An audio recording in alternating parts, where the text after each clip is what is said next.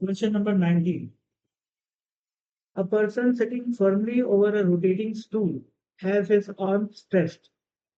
तो ये आदमी है और ये एक रोटेटिंग स्टूल है, ये स्टूल मान लेते हैं इसको ऊपर। ऐसा बनाना भाई साहब, ऐसा। ठीक है, ये स्टूल भी रोटेट कर रहा है और ये आदमी भी रोटेट कर रहा है। ठीक है, दोनों कॉमन एंगुलर वेलोसिटी ओमेगा से रोटेट कर रहे हैं और जो कॉमन एक्सिस ऑफ रोटेशन है वो ऐसे रोटेट। ये ठीक। बाद में ये आदमी क्या कर रहा है कि अपने हाथ को अंदर कर ले रहा है। तो उससे क्या होगा, इसके हाथ का मास थोड़ा सा पास आ गया तो मोमेंट ऑफ इनर्शिया आदमी का कम हो गया। आदमी का मोमेंट ऑफ इनर्शिया कम हो गया, लेकिन किसका मोमेंट ऑफ इनर्शिया कम नहीं हुआ, इस स्टूल का। ठीक। लेकिन ओवरऑल सिस्टम का मोमेंट ऑफ इनर्शिया तो कम हो गया, यानी कि ओवरऑल सिस्टम का जो एंगुलर स्पीड है वो बढ़ जाएगा। क्या बोलते हैं? क्योंकि एंगुलर सिस्टम का मोमेंट ऑफ इनर्शिया कम हो गया तो एंगुलर मोमेंटम को कंजर्व रखने के लिए जो एंगुलर वेलोसिटी है वो बढ़ जाएगी। ठीक। अब क्वेश्चन में क्या पूछा हुआ, if he holds his arms his angular momentum about the axis of rotation. अब यहाँ पर जो लिखा हुआ हिज लिखा हुआ है, हिज एंगुलर मोमेंटम, उसके एंगुलर मोमेंटम का क्या होगा? तो उसके एंगुलर मोमेंटम का क्या होगा?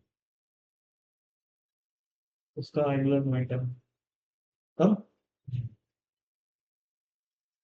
हाँ, ठीक है। ये थोड़ा सा ट्रिकी क्वेश्चन है। ओवरऑल सिस्टम का मोमेंट ऑफ इनर्शिया घट, तो ओवरऑल सिस्टम का ओमेगा घट गया, बिल्कुल सही कहा। तो उससे हुआ क्या कि इसका इसका ये जो अपनी डिस्क है, इसका मोमेंट ऑफ इनर्शिया बढ़ गया। बढ़ा ना, क्योंकि इस डिस्क का मोमेंट ऑफ इनर्शिया तो चेंज नहीं हुआ, लेकिन बेचारे की ओमेगा डैश यानी कि एंगुलर वेलोसिटी बढ़ गई, तो ओवरऑल इसका इनर्शिया बिगड़ बढ़ गया। अब आदमी के साथ दो चीजें हुई, आदमी के साथ दो चीजें हुई कैसे? पहला तो उसका मोमेंट ऑफ इनर्शिया घट रहा है क्योंकि हाथ को नीचे कर। ठीक। और दूसरा, जब ऐसा हो रहा है तो उसकी एंगुलर वेलोसिटी बढ़ रही है। अब एंगुलर मोमेंटम क्या होता है? आई इंटू ओमेगा। आदमी की बात कर रहा हूँ केवल। तो आदमी का आई क्या हो गया, कम हो गया, और ओमेगा उसका बढ़ गया। यानी कि सर्टेनली नहीं बोल सकते कि ओवरऑल एंगुलर मोमेंटम घटा है कि बढ़ा है। श्योरली बोल सकते, क्योंकि दोनों चीज है ना। तो अब कैसे डिसाइड करेंगे भाई? वही बात, डिस्क का एंगुलर मोमेंटम क्या हुआ, स्टूल का बढ़ गया, तो उसको कंपनसेट कौन करेगा? आदमी। तो आदमी का मोमेंट ऑफ इनर्शिया क्या होगा? घट जाएगा। ठीक।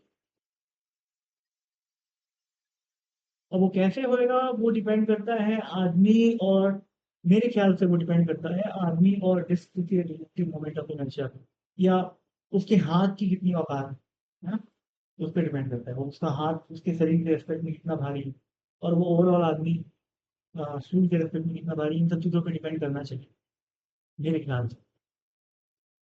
वो सब तो नहीं। और मेरे ख्याल से अगर वो पता चल जाए तो, अगर I1 I2 का रेशियो पता चल जाए अपने को, तो एग्जैक्ट पता मतलब उसके हाथ का रेशियो, उसके हाथ का movement of inertia initial final अगर पता चल जाए, केवल हाथ का और किसी की जरूरत नहीं, तो अपने को पता चल जाएगा। हाँ, उसके हाथ का और ओवरऑल, मतलब समझो यार, थोड़ा मैं ज्यादा बोल रहा हूँ, सुनो मेरी। ये है आदमी, ये है स्टोन, ये है आदमी, ये है stone। ये तो पूरे आइटम सेम ही है ना, केवल कितने फर्क तो, इस लाल वाले आइटम का मोमेंट ऑफ इनर्शिया अपन मान लेते हैं, तो आई का आई रहा। अब हाथ पहले कैसे? हाथ पहले ऐसे, बाद में ऐसे हो गया। पहले वाला मोमेंट ऑफ इनर्शिया को I1 मान लेता हूँ, दूसरे वाला क्या मानता हूँ I2 मान लेता हूँ। तो अब इतनी जानकारी अगर अपने को है क्वेश्चन में, तो एग्जैक्टली अपन बता सकते हैं कि जो फाइनल एंगुलर मोमेंटम होगा आदमी का वो क्या है। ठीक है। हालांकि इसमें बस क्वांटिटेटिव एनालिसिस की बात किया है, कैलकुलेशन की बात नहीं। कर आराम से पढ़ना है तो मुझे पढ़ ली, ये बात बात हो सकता है आगे आगे कैलकुलेशन दे, एक्सरसाइज हो गई।